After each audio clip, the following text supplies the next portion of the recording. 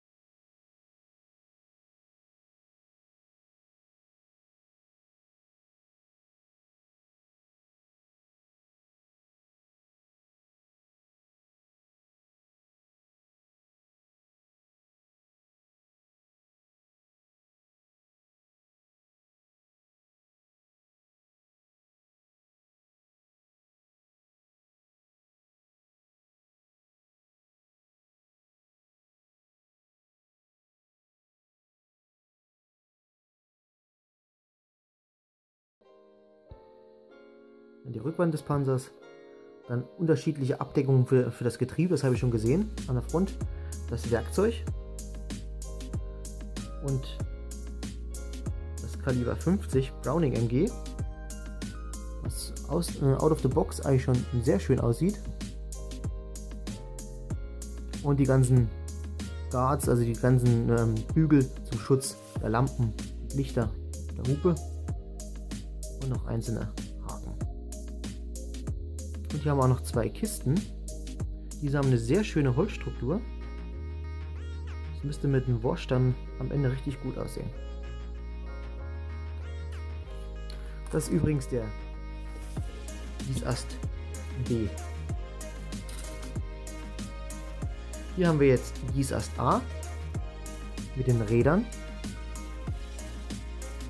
und die Bogies, die Aufhängung. Das Antriebsrad, das Drive Sprocket, ist in mehreren Teilen. Und auch dieser Gießast ist einwandfrei gegossen. Man hat keinerlei Fischhäute. Der Gießast D ist absolut identisch, deswegen werden wir uns nur einen anschauen. Hier haben wir noch wieder den Fahrer oder den Funker, der ein sehr freches Grinsen hat. Helme, Taschen für die Rucksäcke, nochmal Teile für ein Antriebsrad, Kanister, Teile der Kette. Und dann müssen wir mal schauen, was man wirklich davon braucht und was überflüssig ist. Jetzt kommt die letzte Tüte.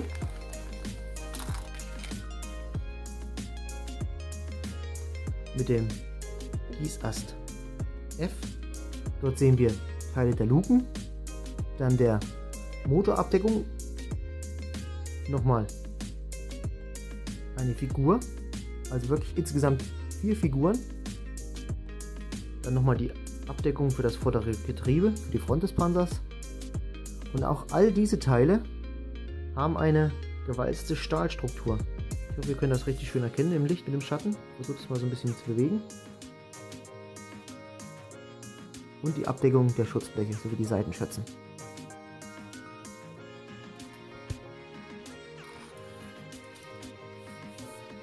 Dann haben wir hier noch die Decals oder Abziehbilder. Die sind wirklich toll gedruckt. Es gibt kaum Transferfilm, das sieht man gut an den Sternen. Natürlich hier bei diesen Art Sternen ist alles mit Transferfilm voll, aber die anderen Sterne und Nummern haben wirklich sehr wenig Transferfilm, sind sehr schön dünn und lassen sich bestimmt toll verarbeiten. Zu guter Letzt haben wir jetzt noch die Ketten. Wie gesagt, die bestehen aus einem weichen Kunststoff. Es ist Kunststoff, sind keine Gummiketten. Der Detailgrad der Kette ist völlig ausreichend. Wir reden ja hier von einer Schirmenkette und nicht von einer Kette von einem Tiger 2 oder von einem T90, die sehr viele Details haben. Hier sind noch kleine Angusspunkte, die muss man noch versäubern, aber das geht ohne weiteres ganz gut. Und ich denke mal, für meine Zwecke sind die vollkommen ausreichend. Kommen wir nun zu den Zurüstteilen, die ich mir gekauft habe. Ich habe mir für den Bausatz von der Firma Value Gear das Set Nummer 8 geholt, das Zuladungsset für die Sherman-Tanks in 1:35. Dieses besteht aus Resin. Auf vielen Fotos des Krieges sieht man sehr viele Shermans, die doch ordentlich Zuladung, vor allem hinten auf dem Motordeck haben. Das möchte ich auch ein bisschen machen. Deswegen habe ich mir diese tollen Teile geholt und ich wollte schon immer mal Produkte von Value Gear verarbeiten. Dann haben wir noch einen Warnhinweis, wie man Resin verarbeiten sollte. Vor allem das Schleifen und Sägen immer mit einer Staubmaske, damit man die giftigen Staubpartikel nicht einatmet, am besten auch draußen. Und das Kleben natürlich mit Superkleber, mit Sekundenkleber.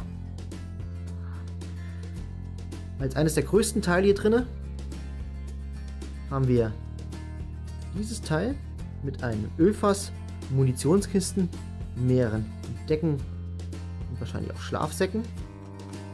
Alles komplett abgedeckt mit einer Plane. Der Detailgrad ist fantastisch, auch allein von den Holzkisten, wie das alles gefaltet aussieht. Richtig schön. Das werde ich auf jeden Fall auf das Motordeck machen. Dann haben wir hier noch weitere Zurüstteile mit Werkzeug und anderen Beuteln und Kisten.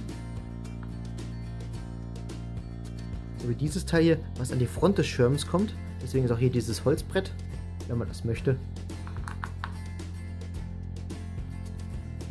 Dann nochmal ein Teil mit zwei größeren Planen, schön zusammengegurtet. Man sieht wirklich hier schön den Spanngurt, den Trageriemen und dann noch dieses wundervolle Seil und den kleinen Rucksack. Und dann habe ich hier noch zwei Holzkisten sowie eine größere Plane. Was ich davon auf dem Panzer verwende, das muss ich dann individuell entscheiden und mal sehen. Hier haben sich noch zwei kleine Rucksäcke versteckt, die man die Turmseite machen kann. Ich denke mal, das wird den Panzer sehr gut aufwerten. Ich habe hier mir noch zwei zusätzliche Sets besorgt. Einmal von RB Models, das 12,7 mm Browning M2. Das sieht man hier in Einzelteilen, ich werde es gleich auspacken. Und einmal von Master Reality in Miniature, der Master Polen, das Browning M1919 als das Turm-MG und das Hub-MG.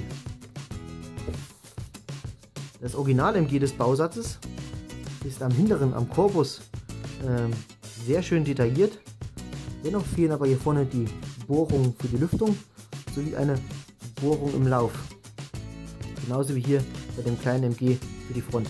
Ich hatte am Wochenende das Vergnügen, ein richtiges Kaliber 50 Browning M2 mal in den Händen zu haben und mal genau zu betrachten. Ich werde euch mal ein Foto davon zeigen, wie das real aussieht.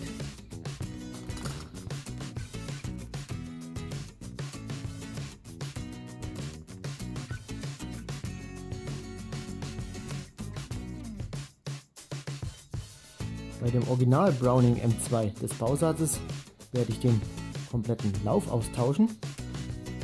Das Gehäuse des MGs behalte ich. Bei der Firma RB Models gibt es wunderschöne Zurüstteile für jede Art von Waffe. Und da haben wir hier, wie ihr sehen könnt, den Lauf. Und was sehr schön ist, dieses Teil hier, was komplett belocht ist, für die Lüftung, die Kühlung des MGs zur Aufnahme, was hier drauf kommt und das MG wirklich toll aufwertet im Gegensatz zum Originalen. Bei dem Bausatz sind noch kleine Griffe dabei und noch andere kleine Teile.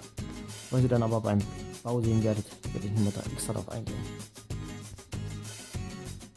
Das ist jetzt das andere Zurüstset und hier sieht man schon ganz genau, also wie gesagt, das ist Kaliber 30 Browning M1919, zweimal die Lüftung für die Läufe an sich und dann das Einsatzspektrum, einmal als normales Turm-MG, dann vorne in der Wanne oder als ein Dreibein. Die Setnummer seht ihr ja selber, GM3035005 und ich habe mir das Ganze beim Sockelshop gekauft. Hier sieht man das Originalteil. Also keine Bohrung, auch nicht vorne im Lauf. Und ich werde beide MGs, das vorne im Turm und das im Bug, gegen diese Teile austauschen. Ich kann die Tüte mal aufmachen und zeige es euch im Detail. Bei dem Zurüstteil sind jeweils zwei von diesen Teilen dabei. Einmal den Lauf und dann noch die Abdeckung des Laufes. Abdeckung des Laufes ist wirklich komplett gebohrt. Wir können es erkennen mit dem Fokus. Und das wird hier über den Lauf geschoben und ergibt dann eine Einheit. Dadurch wird dann dieses Teil hier im Bausatz ausgetauscht. Natürlich kann man noch viel mehr Details, vor allem von Voyager Models, verbauen. Zurüstteile, aber für mich reicht das vollkommen und für meine Anforderungen. So, das wär's für heute. Vielen Dank für eure Aufmerksamkeit. Wir sehen uns wieder, wenn ich den Panzer baue und die Bauberichte kommen und natürlich dann auch, wenn ich mit dem Diorama anfange. Die nächsten Videos wird jetzt wirklich dann ein Update sein, weil ich werde dann gleich mit dem Bau des Fahrzeugs anfangen. Vielen Dank für eure Aufmerksamkeit. Vergesst nicht, gebt dem Video einen Daumen nach oben oder einen Daumen nach unten. Für Kritik bin ich immer offen. Bis denn, euer Ben.